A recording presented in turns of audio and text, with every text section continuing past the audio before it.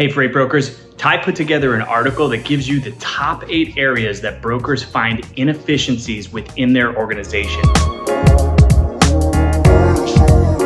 The first one is on the order entry process, or when you're receiving orders from customers. Sometimes this data entry can take you way too long. The second is when you're pricing shipments. Some organizations only have one pricing specialist, or they don't even have a pricing process at all, and it can make your process extremely inefficient, take way too long for getting quotes back to your customer.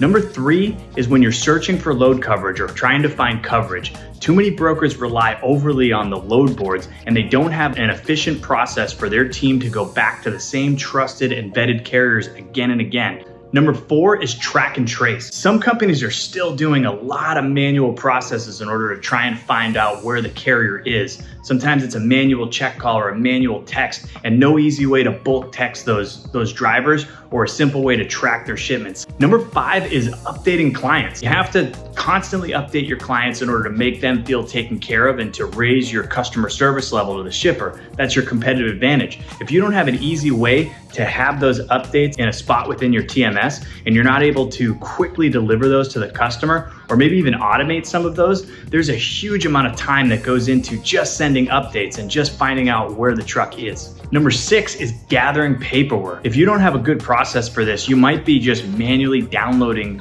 documents from an email and then finding out where they belong inside your TMS in order to file those appropriately. Sometimes you don't even know which pieces of paperwork you're missing, and there's whole jobs and departments dedicated to just collecting this paperwork. This is super costly, and it really increases a broker's overhead and eats away at their bottom line. Number 7 is a carrier bill audit.